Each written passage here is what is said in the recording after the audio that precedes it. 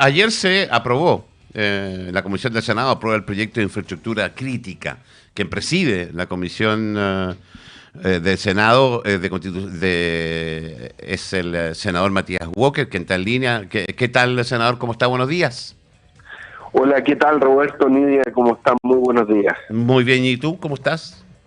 Bien, muy bien, efectivamente, muy contento porque ayer aprobamos por unanimidad el proyecto de infraestructura crítica, un proyecto que yo ya había aprobado el año 2020 en la Cámara de Diputados, que no pudo prosperar, después tampoco en un primer intento en este gobierno había sido objeto de un veto que fue rechazado en la Cámara de Diputados, pero hemos persistido en este proyecto que es muy importante y que esperamos hoy día despachar de la sala del Senado, porque lo que hace dos cosas. Primero, permitirle al presidente de la República disponer de la presencia de las Fuerzas Armadas para resguardar infraestructura que tiene que ver con todos los servicios básicos de la población. Yo siempre pongo como ejemplo el ataque que sufrió el Centro de Atenciones Dentales del Hospital de Coquimbo durante el estallido social. Si a través de el sistema de inteligencia hay información de que se va a atentar contra un hospital, contra una central eléctrica, contra un centro de abastecimiento de alimentos, se puede disponer la presencia de las Fuerzas Armadas para resguardar esa infraestructura. Pero además con un agregado adicional que es muy importante y tiene que ver con lo que está pasando en la macro zona norte del país, incluyendo en eso a la región de Coquimbo, que es la presencia de las Fuerzas Armadas en las zonas fronterizas para poder, con facultades concretas de control de identidad, de detención, de registro de las personas, controlar la migración ilegal y también el narcotráfico y el crimen organizado. Ahora, una cosa es que esté la herramienta, y que me parece maravilloso. Antes de ir a eso, ¿cuál es la diferencia cuando entra este proyecto y cuando sale aprobado en comisión? ¿Hay alguna diferencia sustancial? ¿Hubo que hacerle muchas modificaciones? Básicamente quiero destacarlo porque esto es una moción transversal de senadores de todos los partidos políticos, desde el Partido Socialista hasta la UDI, lo que se incorporó, y en eso fue muy importante la ministra Carolina Toá, quiero destacarlo, esta indicación que permite expresamente la presencia de las Fuerzas Armadas en áreas de las zonas fronterizas. Yo creo que eso es algo fundamental. Obviamente algunos lo criticaron al principio desde la propia izquierda, pero creo que es fundamental. Esta herramienta, además, ya la tiene la Armada, la Directa Mar, en todo el territorio marítimo. Y lo que estamos incorporando es la posibilidad de que el Ejército tenga estas facultades en todas las fronteras del país, particularmente en las fronteras del norte. Ahora, mi pregunta, ahora sí la tomo, Matías. ¿Irá el presidente a utilizar? Porque una cosa es que esté la herramienta y la otra que la quiera utilizar. A mí me parece que este gobierno es bien reacio a la utilización de las Fuerzas Armadas, va contra todos sus discursos y por haber. ¿Cuál es la impresión tuya? Sí, claro, sería extraño, Roberto, que el gobierno promoviera esta reforma constitucional para no ejercer la facultad.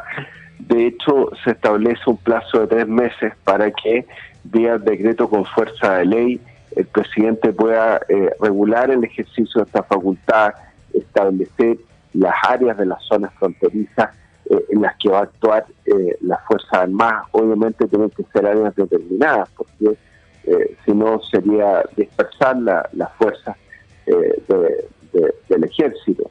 Pero en definitiva yo entiendo que lo están pidiendo para poder ejercer esta facultad y como te digo, el gobierno tiene un plazo de 3 meses para enviar un proyecto de ley para concretar esta reforma constitucional que va a quedar permanente en la Constitución, así esperamos, y en definitiva va a tener un plazo de 3 meses para dictar este decreto con fuerza de ley, en la cual va a poder, sin necesidad de requerir autorización del Congreso, establecer las áreas donde se va a poder congregar el ejército para ejercer esta facultad. Te voy a llevar a otro tema que lo estuvimos conversando ayer en el Late con Rosetta Pari. Los días martes nos dedicamos un poquito a conversar de actualidad nacional. Eh, la gran preocupación de la gente es la delincuencia y la seguridad. Eh, Cuando uno elige a los parlamentarios es para que nos interpreten, ¿sí? Y nos interpreten y la mayor preocupación de nosotros es esa. La pregunta es derecha, ¿cuáles son los proyectos que ha presentado este gobierno derechamente apuntando a mayor seguridad? ¿Existen proyectos presentados apuntando a eso? Y por otro lado, sí, los parlamentarios lo hacen paralelo a aquello. Cuéntanos un poquito qué está pasando, porque uno pierde la noción de si el gobierno ha presentado proyectos o no que apunten a aquello. Sí, no, te agradezco mucho la pregunta y qué bueno que surja una conversación con Rosetta, que es una gran amiga ahí de Coquimbo. Mira... la tengo lista para que firme por demócrata. Ya hablé con ella. Qué bueno. Nos hemos conversado con la Rosetta. A propósito, ahí sigue abierta la posibilidad de ingresar a demócratas.cl y adherirse con la clave única. Así que muchas gracias ahí por el pase gol, Roberto. No se preocupe. Mira, yo creo que lo que está pasando acá es que, hay proyectos que viene del gobierno anterior que se están concretando en buena hora. Por ejemplo, el proyecto que crea el nuevo Servicio de Reinserción Social Juvenil que termina con el CENAME, que modifica la ley de responsabilidad penal a adolescentes, para que las penas que cumplan los adolescentes factores de ley mayores de 14, menores de 18, efectivamente cumplan medidas de internación, pero a su vez con posibilidad de resocializarlos con profesionales, y por eso es tan importante el término del CENAME. Y eso es un proyecto que aprobamos en agosto, que estuvo 3 meses en el Tribunal Constitucional, pero me dicen que se va a promulgar la próxima semana. Muy importante. Segundo, el proyecto que otorga mayores herramientas para perseguir el narcotráfico y el crimen organizado, dándole mayores atribuciones a la Fiscalía.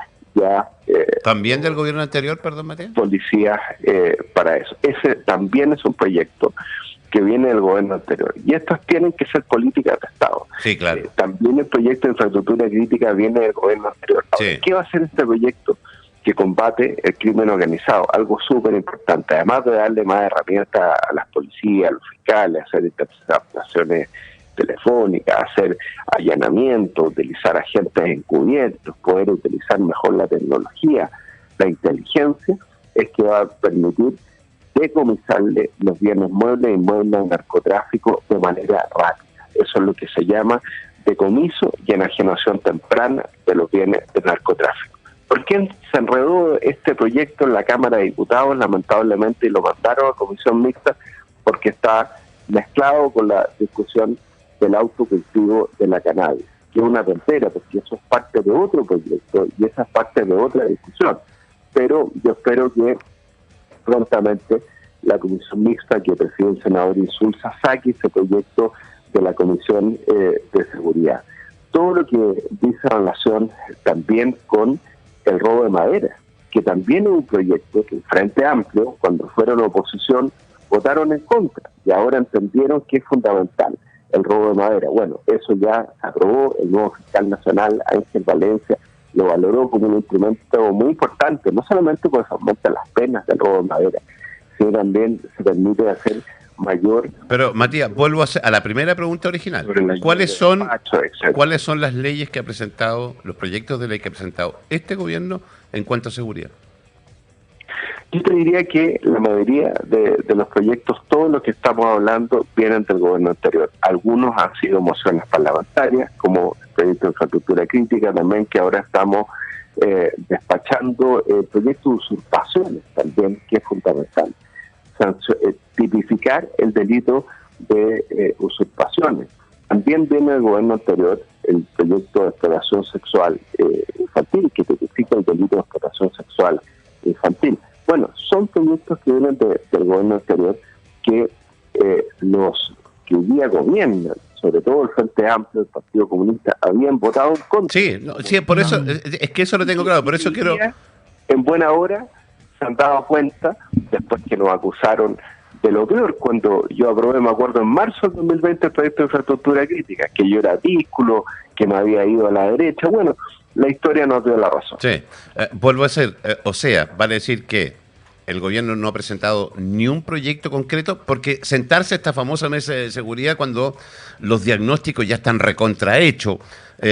A ver, hay una cosa que está clara: quien tiene que llevar adelante los proyectos de ley son ustedes, es el Congreso. Sentarse en una mesa para ponerse de acuerdo, en esta mesa que no se ponen nunca de acuerdo, no avanzar, sino donde se debe avanzar ahí. Mi pregunta es entonces que el gobierno no ha presentado ni un proyecto que apunte a aumentar la seguridad de la ciudadanía.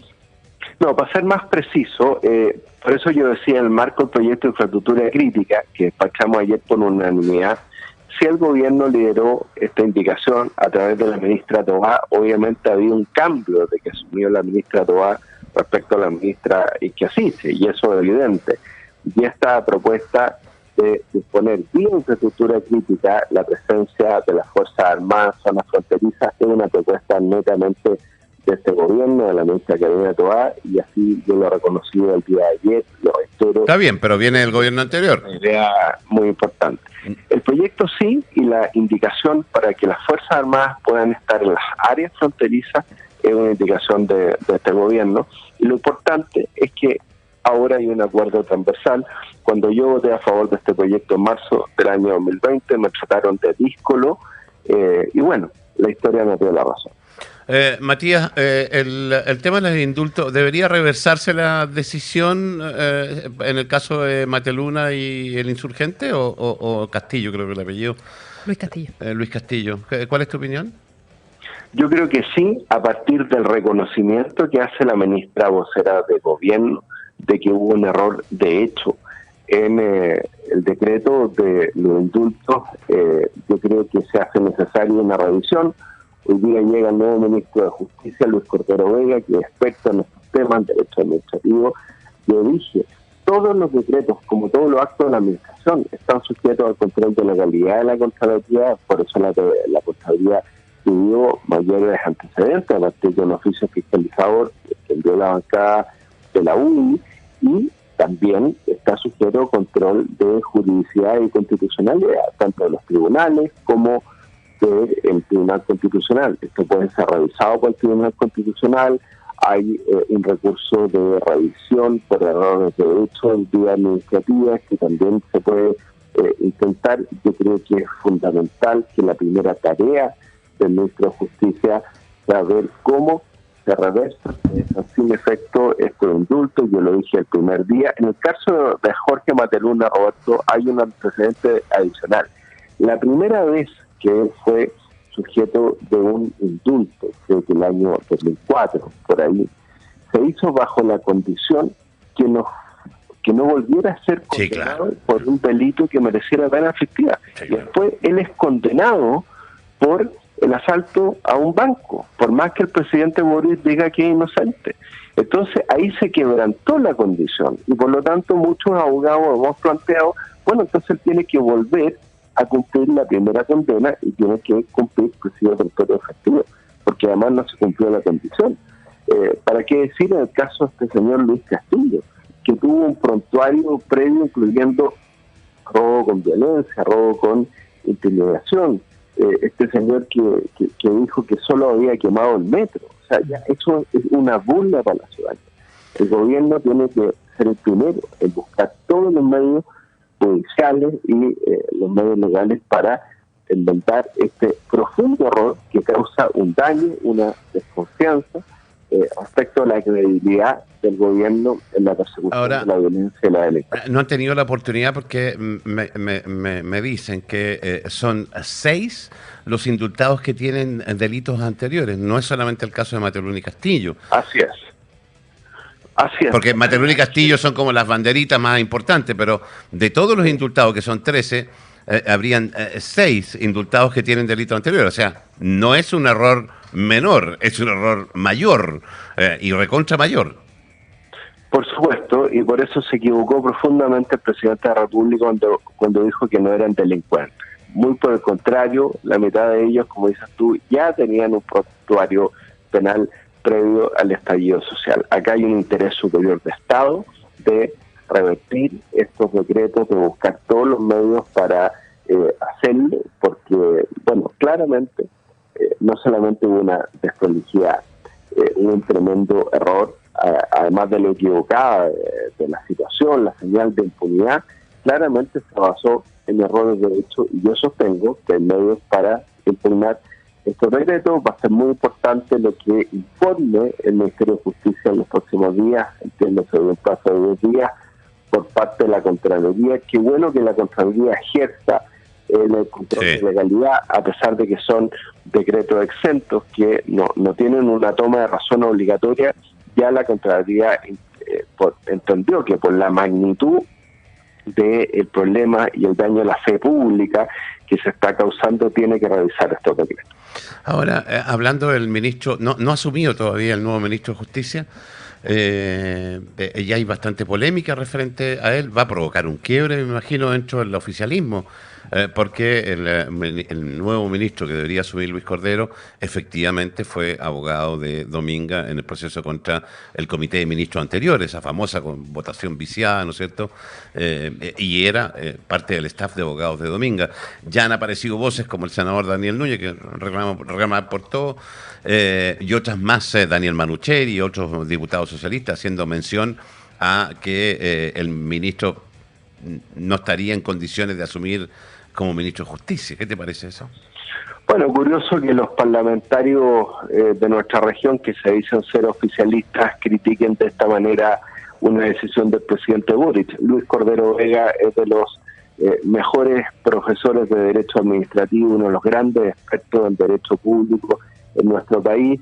En esa línea le tocó el encargo profesional de representar al titular de un proyecto que había sido víctima de una arbitrariedad. Así lo determinó no solamente el Tribunal Ambiental de Antofagasta y también la Corte Suprema. Quiere decir que un buen abogado, Luis Cordero Vega. Así que buen nombre el que escogió el presidente de la República como ministro de Justicia. Y quiero agregar, si me permites, algo respecto de Dominga. Tú sabes que yo no tengo pelo en la lengua, lo dije durante el gobierno de la presidenta Bachelet, lo dije el primer día que esa votación estuvo viciada, el tiempo nos dio la razón, así lo determinó la justicia. Yo invito al gobierno del presidente Boric, que se llena la boca hablando de participación ciudadana, que hay que conversar con las comunidades, con los territorios. Pregúntenle a la gente de La Higuera si quieren o no el proyecto Dominga. Yo estoy seguro, hagan la participación ciudadana que quieran, convoquen, ahora tenemos voto obligatorio a un plebiscito con todo el tiempo que quieran, con toda la información que quieran. Estoy seguro que más del 80% de los habitantes que viven en la comuna de La Higuera, no los que van de vacaciones, apoyan el proyecto Dominga. Estoy seguro que la mayoría de los habitantes en la región de Coquimbo quieren empleo, quieren desarrollo para nuestra región que se encuentra en recesión económica. Ahora, hay un tema de institucionalidad, senador Matías Walker, que es bastante grave. Yo insisto en lo mismo, que es algo que estamos viendo constantemente. Aquí todos los juicios a los cuales se ha presentado Dominga, todos los ha ganado, en los tribunales ambientales, en la Corte Suprema, etcétera. Cuando aparecen senadores, consejeros regionales y demás llamando a romper la institucionalidad, no es bueno. Ya lo hizo el presidente a través de los indultos también. Entonces, si no, vamos a tener que terminar jugando a la gente y a las causas en la plaza pública, porque si no vamos a respetar lo que dicen, porque una cosa es que lo que dice la gente y lo que quiere la gente a la Higuera, que yo estoy de acuerdo contigo que lo más probable es que quieran trabajo, etcétera. Pero respetemos la institucionalidad de este país, ¿o no? Por supuesto, ya hay un fallo de la justicia que se pronunció respecto del fondo del tema de que efectivamente el informe de calificaciones ambientales sustanciado en su momento por la instancia ambiental en la región recomendó favorablemente este proyecto, y yo espero que no haya ningún órgano como el Consejo de Ministros que contamine políticamente esta decisión, que tiene que ser eminentemente técnica. Pero yo entiendo que por la magnitud del proyecto Dominga requiere necesariamente el apoyo de la comunidad. Entonces yo emplazo a las autoridades de Aprovedominidad que tanto hablan de las comunidades, de los territorios, de la participación ciudadana. Bueno, preguntémosle a los vecinos de La Higuera si quieren o no el desarrollo del proyecto Dominga. Yo creo que el resultado de esa consulta todos la sabemos y quizás algunos tienen miedo a preguntar a la gente. Matías Walker, senador, 1.000.000 de gracias como siempre. Muchas gracias, un abrazo. Que le vaya muy bien. Chao, chao. 9 de la mañana con 17.